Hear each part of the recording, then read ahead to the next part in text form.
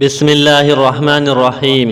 ایک دن حضور اکرم صلی اللہ علیہ وسلم کا کوہ-ے-صفا یا ایک روایت کے مطابق ہجوم کے مقام سے گزرا ہوا۔ آپ صلی اللہ علیہ وسلم لوگوں کو دین حق کی طرف بلا رہے تھے کہ ابو جہل بھی ادھر آ نکلا۔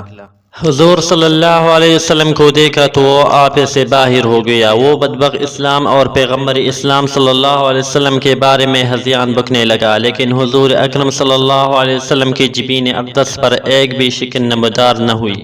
ابو جہل گالیاں بکتا رہا، حروف ناروا اس کی گندی زبان سے کانٹوں کی طرح گرتے رہے۔ اس بدبخت نے آپ صلی اللہ علیہ وسلم کو جسمانی اذیت کا نشانہ بھی بنایا، لیکن تاجدار کائنات صلی اللہ علیہ وسلم کے لب اقدس پر حرف شکوہ تک نہ آیا۔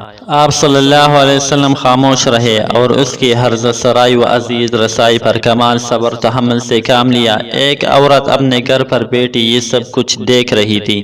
سیدنا حمزہ رضی اللہ عنہ شکار سے لوٹے تو اس خاتون سے نہ رہا گیا اور سیدنا حمزہ رضی اللہ عنہ کو مخاطب کر کے کہنے لگی، کاش آپ تھوڑی دیر پہلے یہاں ہوتے اور اپنے آنکھوں سے دیکھتے کہ ابو جہل نے آپ کے بھتیجے سے کتنا برا سلوک کیا ہے، انہیں گالیاں دی ہے اور ان پر ہاتھ بھی اٹھایا ہے۔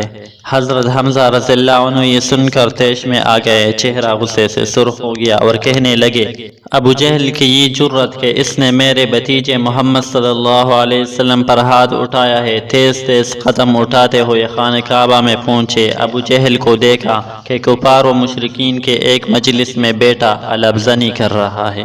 حضرت حمزہ رضی اللہ عنہ حضور صلی اللہ علیہ وسلم کے دشمن ابو جہل کو دیکھ کر آگ بگولا ہو گئے اور اس کی دریدہ دہنی اور شرارت کی سزا دینے کے لیے اپنے کمان اس کے سر پر دے ماری، جس سے اس بدبخت شاتم رسول کا سر پھٹ گیا۔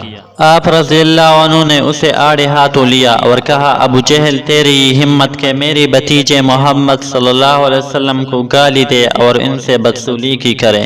اس کے بعد حضرت حمزہ رضی اللہ عنہ کا باطن نور ایمان سے روشن ہو گیا اور ان کے مقدر کا ستارہ اوج سریا پر چمکنے لگا اور محبت رسول صلی اللہ علیہ وسلم آنکھوں میں غیرت ایمانی کا چراغ بن کر جل اٹھی۔ حضرت حمزہ رضی اللہ عنہ ابو جہل سے کہنے لگے، کیا تو میرے بھتیجے محمد صلی اللہ علیہ وسلم کو گالیاں دیتا ہے؟ میں بھی ان کے دین پر ہوں اور وہی کرتا ہوں جو وہ فرماتے ہیں۔ میرے راستہ روک سکتے ہو تو روک کر دیکھو۔